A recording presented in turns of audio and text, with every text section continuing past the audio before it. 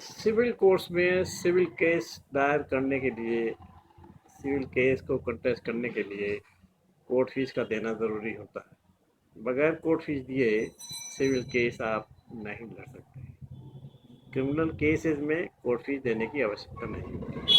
Civil cases में जो court fees दिया जाता है वो कोर्ट फीस एक्ट के प्रावधानों के अनुसार दिया जाता है। कोर्ट फीस के प्रावधानों में ये निश्चित हो जाता है कि किस केस के लिए कितना कोर्ट फी दिया जाए। ये किस केस के लिए कितना कोर्ट फी दिया जाए, इसके लिए श्रेणी बनी हुई है। इस श्रेणी में तय करने के लिए आवश्यक होता है कि प्लेंट में, वाद पत्र में, दावे में क्या कथन किया गया है और हम न्यायालय से क्या रिलीफ चाहते हैं। जो रिलीफ चाहते हैं उसके साथ ही, उसके अनुसार ही हमें कोर्ट फी देना पड़ता है। वाद पत्र या दावा दायर करते समय हमें न्याय शुल्क या कोर्ट फीस को लगाना होता है। कोर्ट फीस कोर्ट में कैश नहीं दिया जाता। कोर्ट फीस का पेमेंट स्टाम्प के द्वारा होता है और आवश्यक स्टाम्प हमें अपने दावे के साथ लगाने पड़ते हैं। कार्यालय में भी, न्यायालय में भी ये सबसे पहले कोर्ट फीस के बारे में छानबीन की जाती है। अगर कोर्ट फीस आपका पर्याप्त है तब उस मुकदमे को रजिस्टर किया जाएगा और आगे चलेगा। और अगर कोर्ट फीस आपका पर्याप्त है तो कार्यालय से आपको सूचना प्राप्त होगी कि इस डेफिशिएंसी को, इतनी कोर्ट फीस की कमी को आप इतने दिन के अंदर पूरा करें। न्यायालय के आदेश के बावजूद भी अगर कोर्ट फीस को पूरा नहीं किया जाता है तो मुकदमा खारिज हो सकता है। उसी स्टेज पर मुकदमा खारिज हो जाएगा। अलबत्ता अगर दावा दायर करते समय किसी मजबूरी के कारण कोर्ट फीस का पूरा इंतजाम नहीं है तो प्रार्थना पत्र देकर भी समय दिया जा सकता है और समय के अंदर हम शेष कोर्ट फीस की अदायगी की जा सकती है। अब प्रश्न उठता है कि क्या कोर्ट फीस के बगैर दीवानी का मुकदमा नहीं चल सकता। इसके भी अपवाद है, क्योंकि ये नियम है, प्राकृतिक नियम भी है और सरकार का नियम भी है, कानून का भी विचार है कि व्यक्ति को इंसाफ पाने के लिए पूरा अवसर मिलना चाहिए, सस्ता भी हो और सुलभ भी हो। इसके लिए एक प्रोविज़न है निर्धनवाद। निर्धनवाद में के अनुसार कोर्ट फीस के बगैर भी मुकदमा दायर किया जा सकता है, मुकदमा चला जा सकता है। इसी विषय में आज हम बात करेंगे, निर्धनवाद के विषय में। नमस्कार, मैं हूँ सिविल लॉयर एन.के. अग्रवाल। जैसा कि मैंने बताया कि सिविल केस को कंटेस्ट करने के लिए, सिविल केस को चलाने के लिए कोर्ट फीस का देना ज़रूरी होता है। अगर कोर्ट फीस नहीं दिया जाता तो मुकदमा उसी स्टेज पर खंडित किया जा सकता है, खारिज किया जा सकता है। अतः अगर किसी व्यक्ति पर कोर्ट फीस देने के लिए धन नहीं है, मीन्स नहीं है, तो ऐसा व्यक्ति भी सिविल केस को दायर कर सकता है, सिविल केस चला सकता है, बशर्ते कि जो कानून में कुछ कंडीशन दी हुई हैं उनको पूरा करें। कोई भी व्यक्ति अगर उन कंडीशंस को पूरा करता है तो उसे ये अधिकार मिल जाता है कि वो अपना मुकदमा बगैर कोर्ट फीस दिए केस चलाए। इस ऐसे वाद को हम निर्धनवाद कहते हैं और ऐसे व्यक्ति को इंडिजेंट पर्सन कहते हैं। इसके लिए क्या आवश्यक है? पहली कंडीशन तो ये है कि उस व्यक्ति को ये दिखना पड़ेगा और साबित करना पड़ेगा कि उसके पास कोर्ट फीस देने के लिए पर्याप्त साधन नहीं है, उसके पास पर्याप्त मात्रा में धन नहीं है जिसके द्वारा वो कोर्ट फीस का अदा कर सके। इस बात को के लिए, कैलकुलेशन के लिए, इसमें वो संपत्ति निकाल ली जाती है, वो मामले निकाल लिए जाते हैं जिसके ऊपर मुकदमा चल रहा है। मुकदमे में शामिल होने वाली संपत्ति का मूल्यांकन उसके साधनों में नहीं गिना जाएगा। इसके अलावा दूसरा प्रोविज़न है, इसी कोड सीपीसी के सेक्शन 60 में कुछ प्रॉपर्टी को अटैच नहीं किया जा सकता। जिन प्रॉपर्टी को अटैच नहीं किया जा सकता उनमें इस बात की गणना नहीं हो सकती कि ये मनुष्य के लिए पर्याप्त साधन में आता है। सफिशेंट मीन्स जो है वो ज़रूरी है, ये दिखलाया जाए कि उसके पास पर्याप्त साधन है। अगर पर्याप्त साधन नहीं है तो उसके लिए कोर्ट फीस के बगैर मुकदमे को चलाने की आज्ञा मिल सकती है। जब कोई व्यक्ति न्यायालय में इस प्रकार न्यायालय में इस प्रकार अपना प्रार्थना पत्र पेश करता है, तो उसमें ये बातें उसको लिखनी आवश्यक है और ये बातें उसको साबित करना ज़रूरी है। इस पर न्यायालय सरकारी तौर पर जांच कराता है और जांच कराने के बाद यदि प्रार्थी का, वादी का या मुकदमा दायर करने वाले का या जो निर्धनवाद चलाता है वो व्यक्ति की ये बात सत्य साबित हो जाती है कि उसके पास पर्याप्त मात्रा में धन नहीं है, पर्याप्त मात्रा में साधन नहीं है जिनके द्वारा वह कोर्ट फीस की अदायगी कर सके और मुकदमा चला सके। यदि उसका केस साबित नहीं होता है, वो अपनी इन कंडीशंस को पूरा नहीं करता है, तो उसका उसको कोर्ट फीस अदा करना होगा और अगर कोर्ट फीस अदा नहीं कर पाएगा, कोर्ट फीस नहीं दे पाएगा, तो उसका बात उसी स्टेज पर खारिज कर दिया जाएगा। अब इसमें महत्वपूर्ण बात आती है कि व्यक्ति का क्या अर्थ है, कौन व्यक्ति किस रूप में निर्धन व निर्धन कराया जा सकता है, उसको निर्धन की श्रेणी में लाया जा सकता है। व्यक्ति की परिभाषा को समझना आवश्यक है। व्यक्ति को केवल यही नहीं समझा जाइए कि नेचुरल व्यक्ति है, प्राकृतिक व्यक्ति है, यानी जिसका जन्म भी हुआ है और मृत्यु भी हुआ है, लिविंग पर्सन। लिविंग पर्सन से मतलब नहीं है, लिविंग पर्सन तो है ही व्यक्ति। ये प्रॉपर्टी बेच सकता है, प्रॉपर्टी खरीद सकता है, एग्रीमेंट कर सकते हैं और बहुत सी बातें कर सकता है और ये इस योग्य है, इसमें इतनी क्षमता है कि इतना सक्षम है कि ये प्रॉपर्टी को ले भी सकता है, बेच भी सकता है, सब बातें। लेकिन कानून में कुछ और भी व्यक्तियों को मान लिया गया है कि ये व्यक्ति भी पर्सन की परिभाषा में आते हैं। उनको भी उतना ही अधिकार दे दिया गया है जितना कि एक लिविंग पर्सन के लिए अधिकार होता है। ऐसे व्यक्ति को हम ज्यूरिस्टिक पर्सन कहते हैं। कानूनी व्यक्ति हो जाते हैं कि उन्हें कानून में वो सब अधिकार प्राप्त हो जाते हैं संपत्ति के बारे में कि जो एक लिविंग पर्सन को मुकदमे दायर करने के लिए हासिल हो जाते हैं।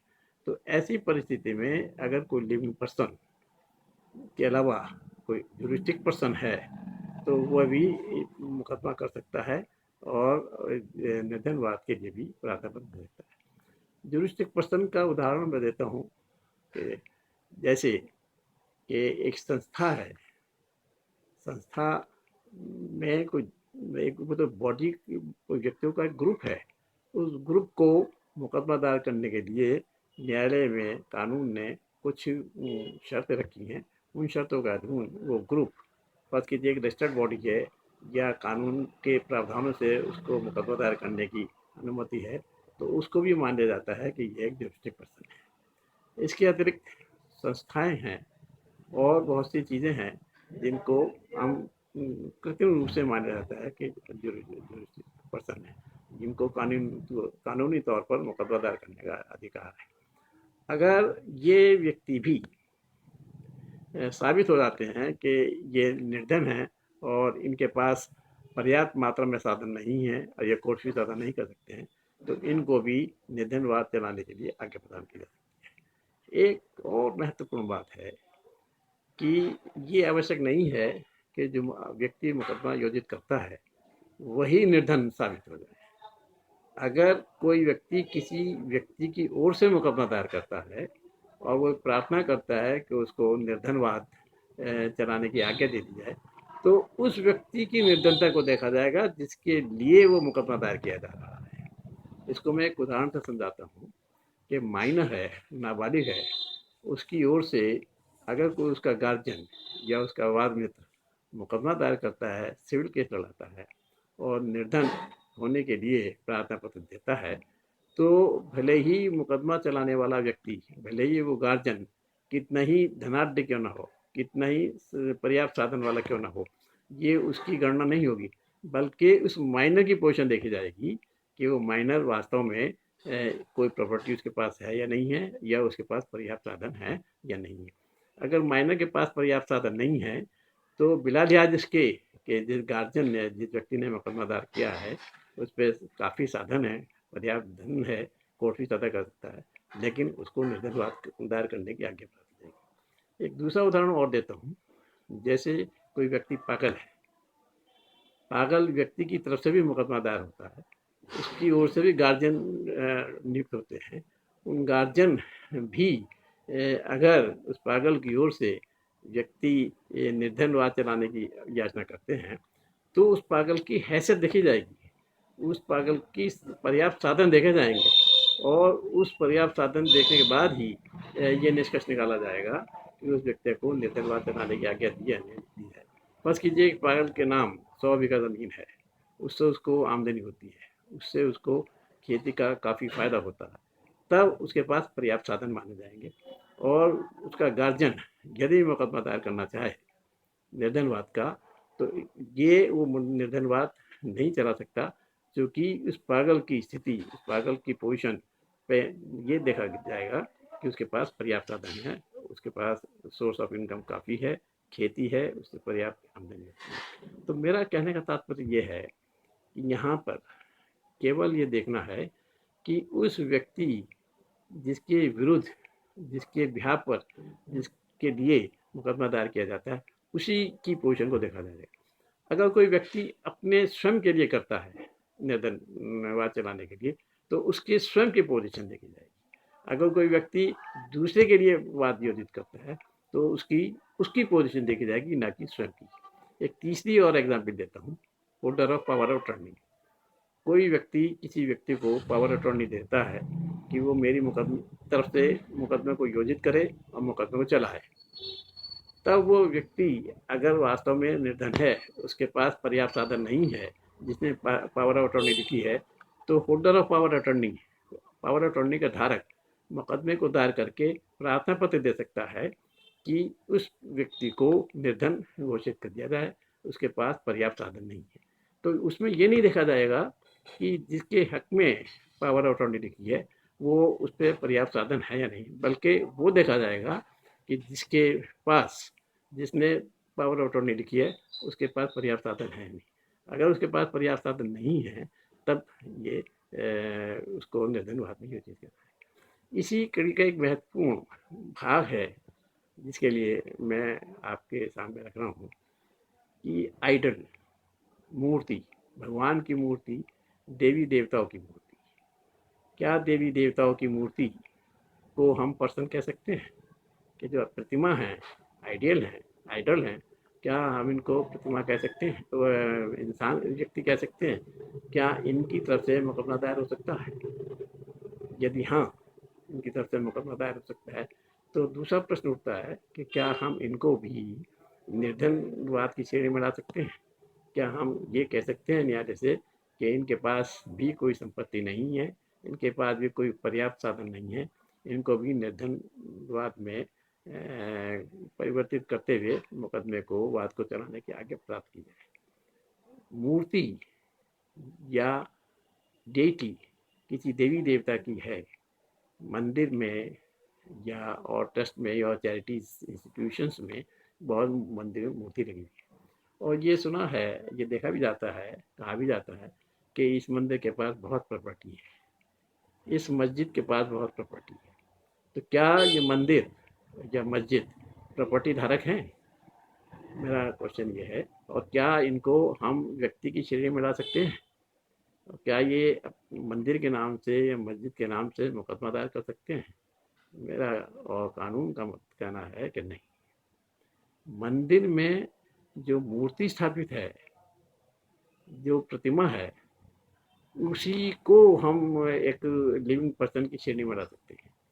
अगर उस मूर्ति में प्राण प्रतिष्ठा हो चुकी है, साधनों से, पूजा पाठ से और मंत्रों से इसके लिए प्रयोजन किए जाते हैं, उनके द्वारा उस मंदिर में स्थापित मूर्ति की प्राण प्रतिष्ठा हो जाती है, तब वो मूर्ति लिविंग पर्सन की श्रेणी में आ जाती है। उस मूर्ति या उस प्रतिमा के द्वारा ही मुकदमे को योजित किया जा सकता है। मंदिर की प्रतिमा से योजित नहीं किया, मंदिर के नाम से मुकदमा दायर नहीं किया जाता। मंदिर में विराजमान मूर्ति, मंदिर में विराजमान प्रतिमा की ही ओर से उसको मुकदमे को दायर किया जा सकता है। उदाहरण के तौर पे मूर्ति कृष्ण बिहारी की विराजमान है और उसमें प्राण प्रतिष्ठा हो सकती है, तब हम मुकदमे को उनके नाम से दायर कर सकते हैं और ये कह सकते हैं मूर्ति श्री कृष्ण बिहारी।